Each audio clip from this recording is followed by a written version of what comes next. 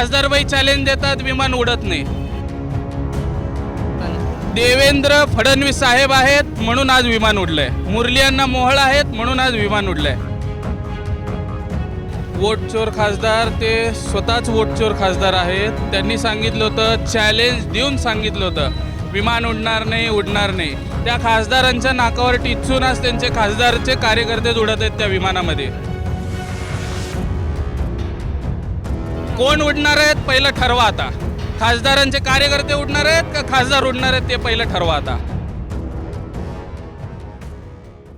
आता विमान देखील उडलंय, काय वाटतं? एका आपल्या सोलापूरच्या तथाकथित खासदारांनी, वोटचोर खासदार ते स्वतःच वोटचोर खासदार आहेत, त्यांनी सांगितलं होतं, चॅलेंज देऊन सांगितलं होतं, विमान उडणार नाही, उडणार नाही. त्या खासदारांच्या नाकावर टिचून आज त्यांचे खासदारचे कार्यकर्ते उडत आहेत त्या विमानामध्ये. त्या खासदारांच्या कार्यकर्त्यांना एकदा हजर करावं आणि विचारावं, विमान कोणामुळं उडली त्यांनी कार्यकर्त्यांनी सांगायला पाहिजे. चॅलेंज दिलं तर ताई ना, आता विमान चॅलेंज दिलं होतं. कोण उडवलं विमान? आता मागच्या वेळेस 2 देशमुख होते, आता देवेंद्र दादा आले. देवेंद्र फडणवीस साहेब आहेत म्हणून आज विमान उडलंय. मुरली अण्णा मोहोळ आहेत म्हणून आज विमान उडलंय. सोलापूरचे सगळे खासदार आहेत, आमदार आहेत, त्यामुळं त्यांच्या पाठपुऱ्यामुळं इलेक्शन डोळ्यासमोर ठेवून इलेक्शनचा काही संबंध नाही आहे. इलेक्शनचा संबंध नाही आहे. मागच्या 6 महिन्यापूर्वी घोषणा झाली होती, गोव्याचं विमान सुरू झालं. त्या दिवशी घोषणा झाली होती, मुंबईचं विमान सुरू करू. आज घोषणा केली, तिरुपतीचं सुरू करू. तिरुपतीच्या विमानाच्या स्वागताला तुम्ही या, तुमच्या खासदारांना पण घेऊन या म्हणून त्यांच्या कार्यकर्त्यांना सांगा.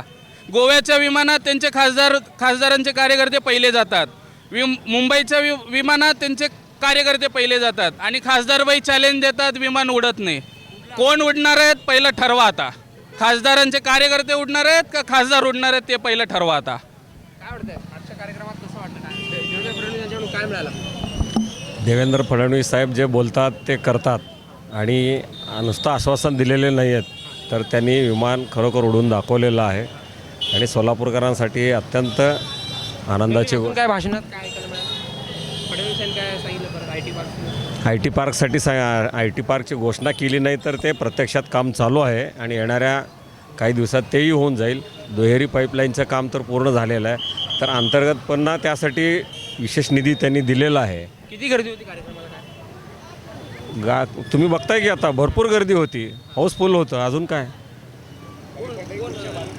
अजून हो एक मिनिट सासू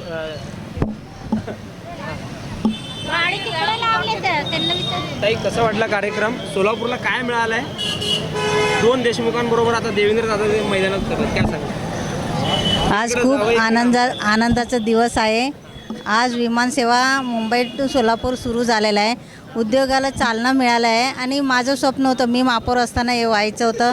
मग चिमणी पाडण्यासाठी मी पूर्ण प्रयत्न केले. आता शहर मध्येचे आमदार देवेंद्रदादा कोटे यांनी प्रयत्न करून मुरलीधर मोहोळ आणि तसेच माननीय मुख्यमंत्री आणि देवाभाऊ हे सगळ्यांनी मिळून या सोलापूर शहराचा एक चांगला संदेश या ठिकाणी दिलेला आहे. एकीकडं जावई देखील आहे, एकीकडं आमदार देखील आहेत. कामकाज कसं चाललं आहे? समाधान आहे देवेंद्र? मला अभिमान वाटते. जावई पण आहे आणि शहरमध्येचा आमदार आहे.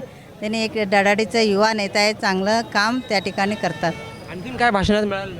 IT पार्क वगैरे काय बोलतो? आता विमानसेवा सुरू झालं म्हटलं तर IT पार्क होणारच आहे. जागा वगैरे निश्चित झालं आहे. लवकरात लवकर IT पार्क होणार आहे. इलेक्शन डोळ्यासमोर ठेवून हा कार्यक्रम आहे का आपलं भाजपचं जे बोलतं ते करून दाखवतं? आपलं भारतीय जनता पार्टीचे जे बोलतात ते करून दाखवते. इलेक्शनचा काही संबंध नाही. आपण जे बोलले ते करून दाखवलेलं आहे.